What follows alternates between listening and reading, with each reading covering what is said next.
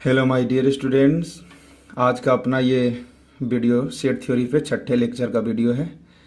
पिछले जो हम लोगों ने वीडियो बनाया था उसमें ये ध्यान रखा गया था कि आप लोगों का बेसिक बहुत अच्छा होना चाहिए सेट थ्योरी से रिलेटेड।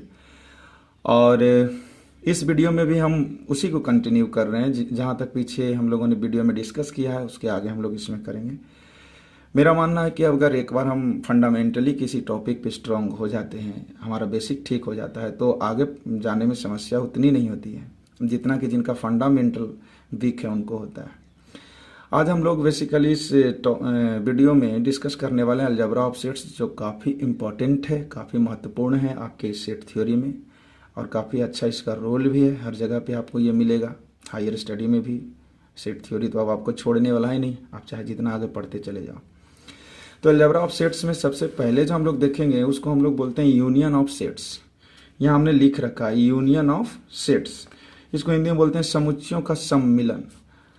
तो देखिए ये जो हमने वर्ड लिखा यूनियन, ये बहुत ही फेमस है, पॉपुलर है, बहुत लोगों को आपने सुना होगा। वो लोग बोलते हैं यूनियन ऑफ कंट्री या यूनियन ऑफ वर्कर्स, तो सुना ही होगा।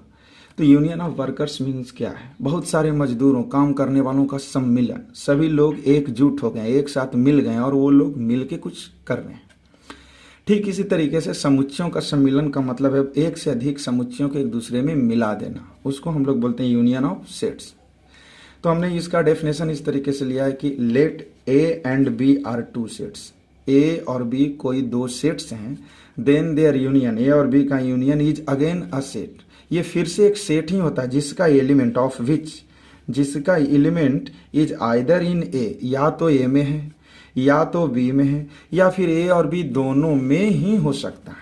इसको अगर हम लोग लिखना चाहें, अपना सेट बिल्डर फॉर्म में लिखना चाहें तो ऐसे लिखेंगे इसको, ए यूनियन बी। देखिए हमने जो ये कैपिटल यू का साइन बीच में दिया है, इसको हम लोग क्या पढ़ते हैं? ये जो बीच में साइन दिया हुआ है इसको यूनियन पढ़ते हैं। ये ऑर्डिनरी, इसको यू नहीं देखना, ये अपना अल्फ़ाबेट वाला यू नहीं है। यहाँ पे मैथमेटिक्स में इसका अपना मीनिंग है, इसको यूनियन बोलते हैं, हिंदी में सम्मिलन बोलते हैं। तो A union B, A union B एक ऐसा सेट है जिसके एलिमेंट्स एक्स सच डैट, कैसा? एक्स बिलोंगिंग टू ए और एक्स बिलोंगिंग टू बी। देखिए हमने यहाँ पे जो ओ आर लिखा, और इसका मीनिंग क्या है? इसका मीनिंग ऐसा नहीं समझना है कि एक्स ए में है या एक्स बी में है, नहीं।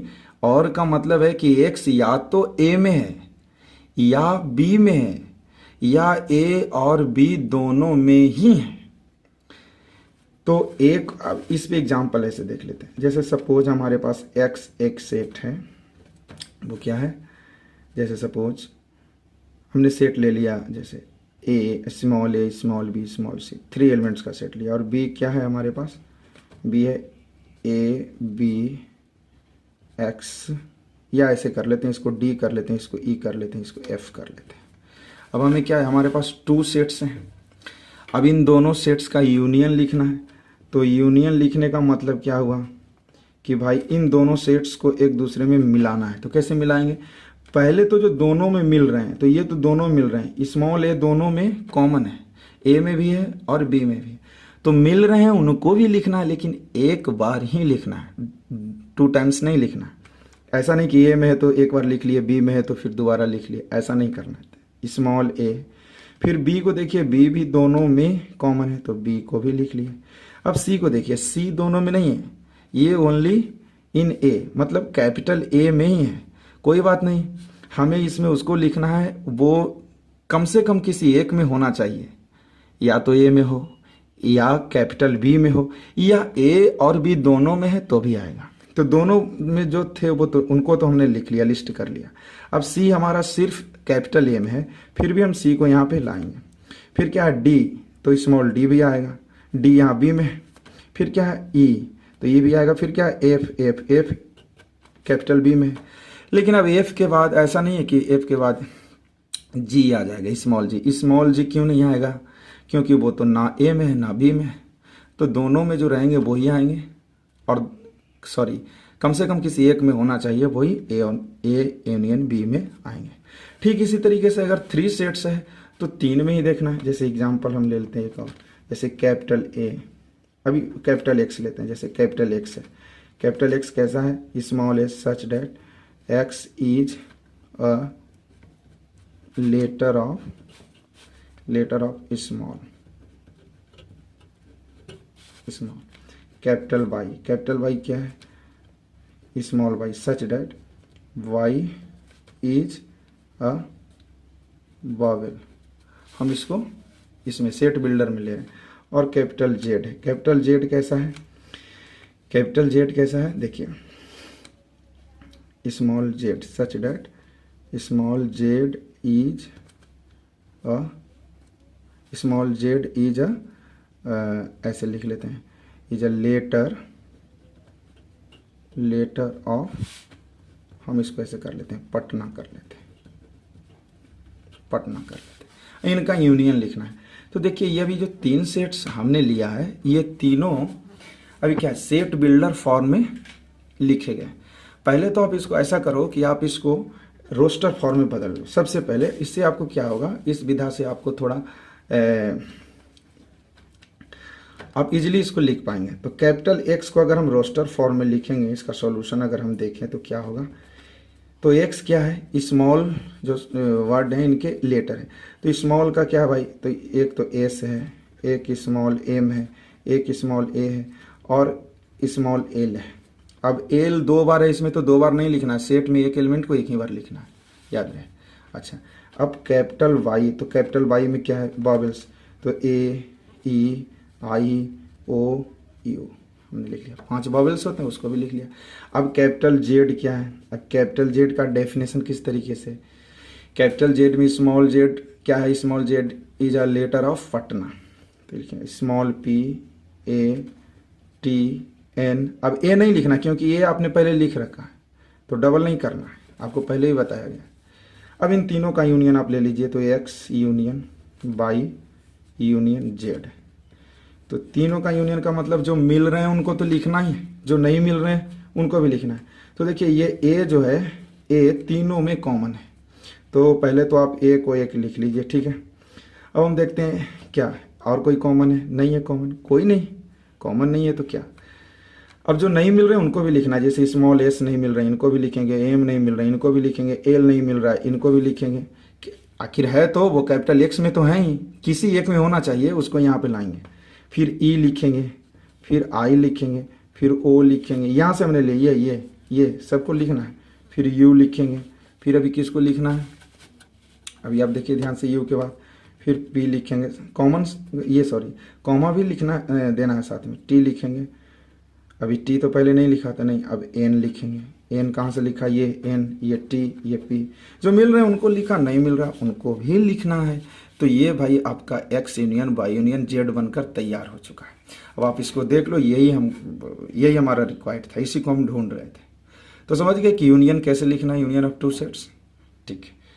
अब ऐसे 4 सेट्स रहेंगे तो 4 सेट्स के भी ऐसे ही लिखेंगे, चारों में देखना है, जो मिल रहा है उनको भी लिखेंगे, नहीं मिल रहा है उनको भी लिखेंगे, मिलाना है सबको। अब दूसरा है, उसको बोलते हैं इंटरसेक्शन। क्या बोलते हैं, इंटरसेक्शन ऑफ सेट्स। इसको बोलते हैं समुच्चयों का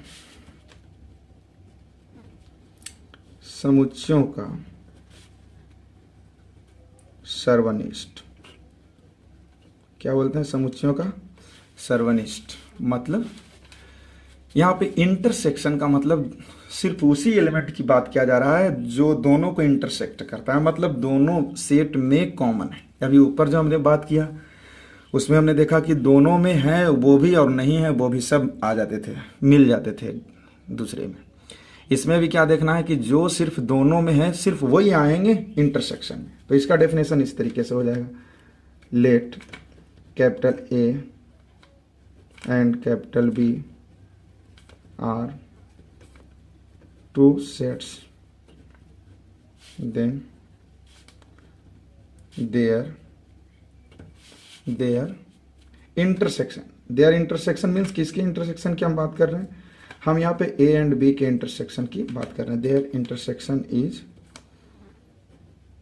again a set of which element, जिनका एलिमेंट, आप ठीक से इसको देखिए, इसको आप नोट कर लीजिए कॉपी पे। आप जो समझ रहे हैं कि हम बस सो कर वीडियो देख लेते हैं हमें सेट थ्योरी आ जाएगा, तो ऐसा संभव नहीं है।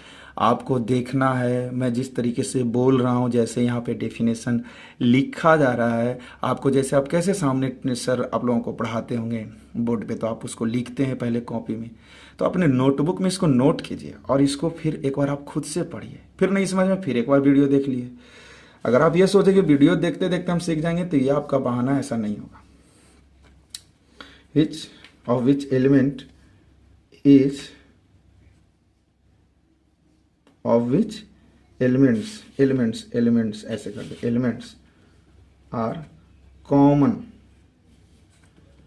इन both A as well as B, जिनके एलिमेंट्स दोनों में ही कॉमन है। अगर इसको हम लिखें, ये देखिए इंटरसेक्शन का साइन, ऐसा यूनियन का ठीक उल्टा, यूनियन ऊपर की तरफ, ऊपर की ओर होता है, इंटरसेक्शन ठीक वही साइन नीचे की ओर करना है। इसको इंटरसेक्शन पढ़ते हैं, दो समुच्चयों का सर्वनिष्ठ। X such that x belonging to A as well as x belonging to B. समझ गए क्या? एक्स ए में भी है, साथ ही साथ एक्स बी में भी है। एग्जाम्पल, अब ऊपर जो हमने लिया था ठीक वही एग्जाम्पल ले रहा हूं। ऊपर पहले हमने कैपिटल ए क्या लिया था, देखिए आप एक बार फिर से देखिए, हमने क्या लिया था, ए बी सी, और बी में क्या लिया था, A B D E F. अगर इसका इंटरसेक्शन देखें तो इंटरसेक्शन में केवल यही दो एलिमेंट आएंगे, क्योंकि यही दोनों में कॉमन है, दोनों में उपस्थित है। समझ गए? तो दोनों में मिलने वाले को ही यहाँ पे इंटरसेक्शन में लिखना। जैसे हम बात करेंगे ए बी सी, और कैपिटल बी लिखेंगे क्या, A B C sorry D E F. अब इसका हम इंटरसेक्शन यहीं पे लिख ले रहे हैं, तो ए इंटरसेक्शन बी क्या होगा भाई, तो ए इंटरसेक्शन बी मीन्स दोनों में जो है, ए में भी एज वेल एज बी में भी, तो ए में भी ए है और बी में भी ए है, तो ये तो यहाँ पे आएगा कॉमा, बी इसमें भी है और इसमें भी है, दोनों में है तो बी आएगा। अब क्या, सी नहीं आएगा क्योंकि सी दोनों में उपस्थित नहीं है, कॉमन नहीं है दोनों में। फिर दूसरी बात कि सी नहीं आएगा, और साथ ही साथ और कौन नहीं आएगा, अपना डी भी नहीं आएगा, ई भी नहीं आएगा, क्योंकि ये केवल बी के पास है। तो इंटरसेक्शन में यही दो एलिमेंट्स आएंगे और कोई नहीं आएगा, बस इसको इनक्लोज कर देना है।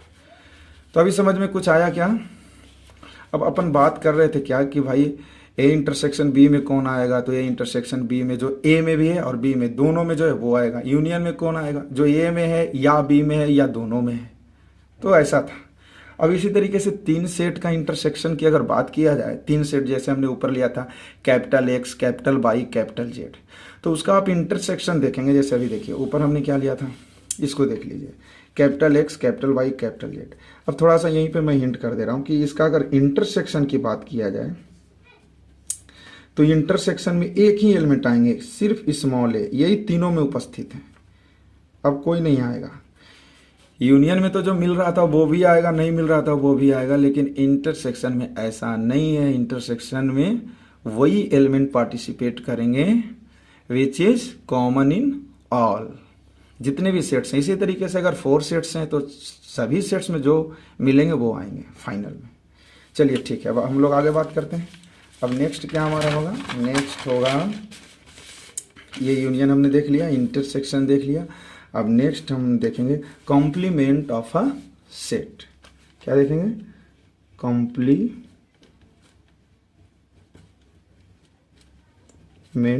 Of a set. समुच्चय का पूरक, समुच्चय का पूरक या पूरक समुच्चय भी इसको बोलते हैं, कॉम्प्लीमेंट सेट ऑफ सेट, समुच्चय का पूरक समुच्चय। तो देखिए आप अपने जीवन में आपका कोई ना कोई इनेमी तो होगा, आपका दुश्मन तो होगा। यहाँ पे सेट में ठीक उसी को पूरक समुच्चय कहा गया है। दुश्मन जो है, अपना इनेमी जो है, जो अपना विरोधाभास करता है। अपन ठीक अगर पूरब की ओर जा रहे हैं तो जो हमारा दुश्मन है वो कहेगा इनेमी की, नहीं नहीं पूरब तो जाना मेरे को नहीं, मेरे को तो पश्चिम जाना है। तो आपका वो विरोध करेगा। वही कॉम्प्लीमेंट ऑफ अ सेट है, किसी सेट का कॉम्प्लीमेंट उस सेट का विरोध करता है। ऐसे देखिए उसको कैसे मैथमेटिकली लिखेंगे, देखिए डेफिनेशन कैसे, ऐसे let A B a set then complement of A, complement of A, किसका कॉम्प्लीमेंट? कैपिटल ए का। A is a set of which element not lying in A, या ऐसे लिख सकते हैं कि ए का कॉम्प्लीमेंट वो सेट है जिसका एलिमेंट ए में लाई नहीं करता है, मतलब ए के बाहर का एलिमेंट है। जो ए में होगा वो ए के कॉम्प्लीमेंट में नहीं आएगा, दोनों एक दूसरे की विरोध कर रहे हैं, और जो ए के कॉम्प्लीमेंट में होगा वो ए में नहीं आएगा।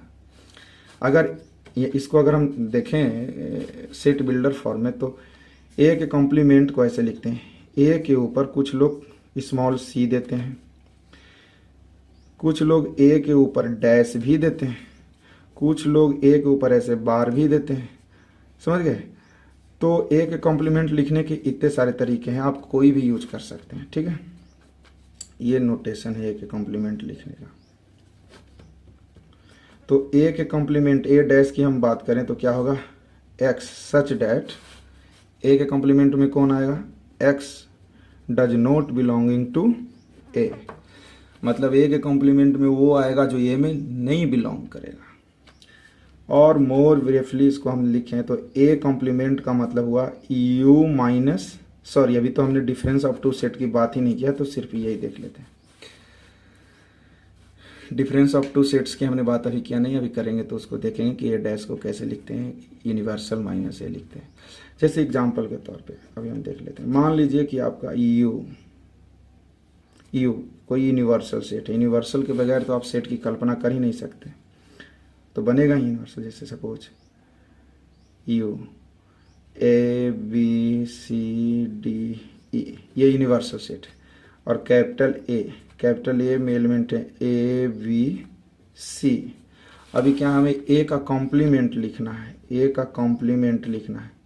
तो ए के कॉम्प्लीमेंट का डेफिनेशन क्या है कि जो ए में नहीं है, तो ए में है कौन कौन? तो ए में है ए बी सी, तो ये तीन यहाँ नहीं आएंगे, ये तो इसके इनेमी है, दुश्मन है, तो ये इनको एक्सेप्ट नहीं करेगा, इससे ये दोस्ती नहीं करेगा, ये दोनों आएंगे यहाँ पे D A.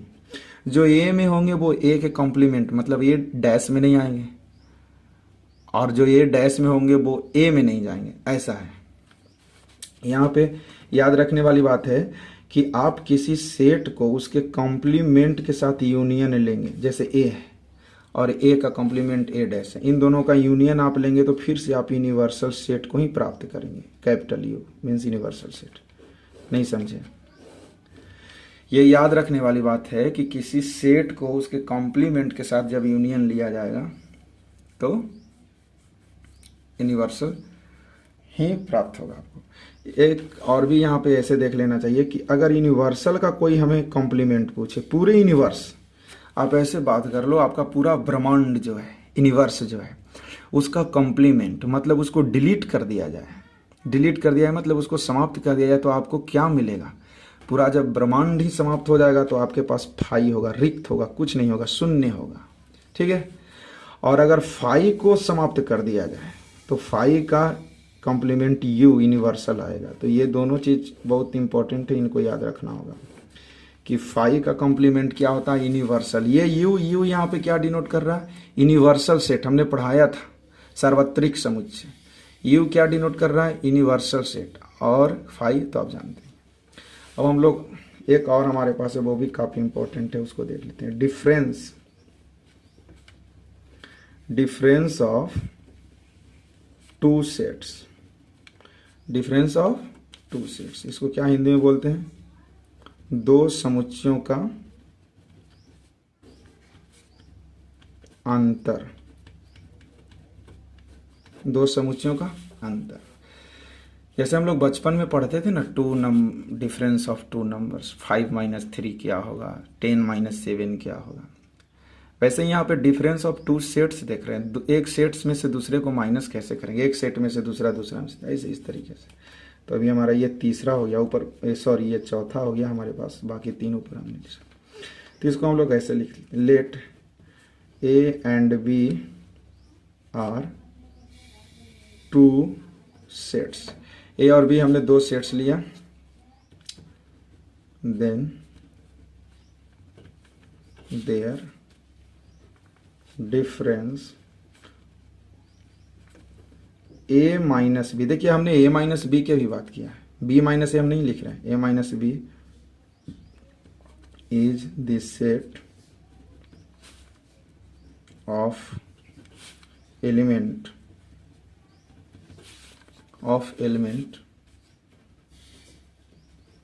which is in capital A only, not in B। हमने क्या कहा कि A माइनस बी कौन सा सेट होता है, A और B अगर कोई दो समुच्चय हैं तो A minus B difference A minus B भी एक सेट होगा, जिसके कैसे से एलिमेंट होंगे उसमें, जो सिर्फ A में होंगे B में नहीं होंगे। ऐसे देखिए इसको अगर हम लिखें सेट बिल्डर फॉर्म में कि A minus B such that X belonging to A but X does not belonging to B। अगर इसी तरीके से इसे हम बदल दें, B माइनस A कर दें, तो इसमें क्या हो जाएगा, X such that X belonging to B। जो पहले है, पहले कौन है, B है, तो B में बिलोंग करेगा। बाद में कौन है, A है, तो A में बिलोंग ये नहीं करेगा। यहाँ पहले कौन है, A है, तो A में बिलोंग किया, लेकिन बाद में B है तो B में नहीं करेगा। एग्जाम्पल इसका डिस्कस करते हैं तो समझ में आएगा। सपोज A इक्वल टू हमने सेट लिया X बाई Z, तीन एलिमेंट का हमने सेट लिया, और B हमने सेट लिया X W U B। ठीक है, अब हमें A माइनस बी लिखना है, तो इसमें वो एलिमेंट आएंगे, यहाँ डेफिनेशन देखिए, जो सिर्फ A में है, सिर्फ A में है, वो B में नहीं है। तो सिर्फ A में कौन है, सिर्फ A में Y है, Z है, ये सिर्फ A में ही है, B में नहीं है। लेकिन X देखो, X कैसा है, इसको बोलते हैं ना चापलूस टाइप का जो आदमी होता है, वो दोनों तरफ खाता है, वही है X। A के पास भी है और ये B के पास भी है, ये दोनों के घरों में इसका संबंध है। तो ऐसे नहीं, ये एकदम बिल्कुल शुद्ध प्योर एलिमेंट जो A का होगा वही A माइनस बी में आएगा। मतलब A में से हमने B को माइनस किया है, B का जो भाग है, जो हिस्सा है, उसको काट कर हटा दिया।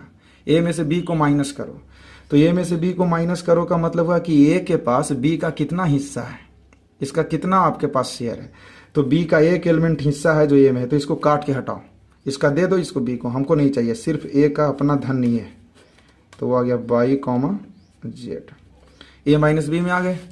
अगर लेकिन ठीक इसके हम अल्टरनेट में देखें कि B माइनस A की अगर कोई हमसे बात करता है, तो ठीक उल्टा समझना है कि जो सिर्फ B के पास है, A के पास नहीं है। तो सिर्फ B के पास कौन है, अब बताओ। तो सिर्फ B के पास WUV है या नहीं है, क्योंकि ये X तो वही है ना, बेवकूफ़ है, B के पास भी है एक, ये दोनों जगहों पे अपना ये रख रहा है, इसलिए इसको दोनों में से कोई कंसीडर नहीं कर रहा है। इसको ये भी नहीं मान रहा कि अपना एलिमेंट है, और ये भी नहीं मान रहा ये अपना एलिमेंट, ये इसके साथ शेयर है, मीन्स इसको हटाओ। तो B माइनस A में कौन आएगा, UVW आएगा, क्योंकि ये तीनों सिर्फ B में है, सिर्फ B में, A में नहीं है। अब यहाँ पे कंफ्यूज नहीं होना है, हमने U क्यों लिख लिया पहले। सेट के अंदर कोई पहले कोई बाद में आप लिख सकते हो कॉमा देकर, उससे कोई फर्क नहीं पड़ता, उसको कोई मैटर नहीं करता, हम आगे पीछे एलिमेंट्स को लिख सकते हैं। तो ये डिफरेंस ऑफ टू सेट्स आपने देख लिया, इसमें ऊपर हमने कॉम्प्लीमेंट लिखा था। तो मुझे लग रहा है कि आपका आज का वीडियो काफ़ी लंबा खिंच जाएगा अगर मैं और कुछ इसमें डिस्कस करूँगा तो। हालांकि अभी बहुत कुछ बताना है, सिमेट्रिक डिफरेंस बताना है, यूलर वेन डायग्राम बताना है, फिर हम इस पे कुछ कार्डिनल नंबर पे थ्योरम्स कुछ पढ़ेंगे और कार्डिनल नंबर्स पे कुछ प्रॉब्लम्स डील करेंगे। फिर सेट थ्योरी में सेट कैसे प्रूफ करते हैं किसी दिए हुए स्टेटमेंट को, वो सीखेंगे। फिर इसका एप्लीकेशन और थोड़ा एडवांस करेंगे। फिर कार्टेशियन प्रोडक्ट। तो एक एक करके वीडियो अपलोड करता रहूँगा, आप इसको देखिए। अगर आप 11th मूविंग हैं या फिर IIT JEE के लिए हैं तो आपके IIT JEE वालों को भी काफ़ी फ़ायदा करेगा। कई बार देखा गया IIT JEE की प्रिपरेशन कर रहे हैं, बहुत बड़े बड़े क्वेश्चंस हमेशा बनाने के लिए सोचते हैं, लेकिन उनको तो पहले बेसिक ही उनका क्लियर नहीं है, फंडामेंटली बहुत वीक है। तो फंडामेंटली साउंड होना बहुत ज़रूरी है। आपका एक बार फंडामेंटल अगर बुस्टअप हो गया तो आप फिर कहीं रुकोगे नहीं।